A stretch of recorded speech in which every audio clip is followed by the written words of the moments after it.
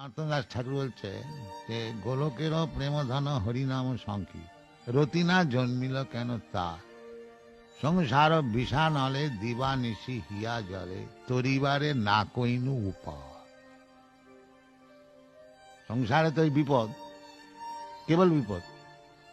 যতই ভালোভাবে থাকো আর যতই সাবধানে থাকো বিপদ আসবে। সেই জন্য বলেছে বিষানলে বা দাবানলে, এসব কথা শাস্ত্রতে আছে।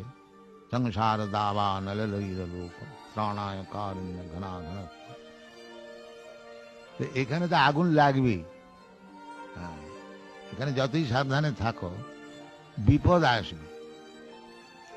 সব জায়গাতেই বৈষ্ণবরা বলছে তাই সংসার বিষানালে দিবানিশি হিয়া জলে তরিবারে না কইনু উপা গোলকেরও প্রেমধন হরিনাম সংকি রতিনা জন্মিল কেন তা।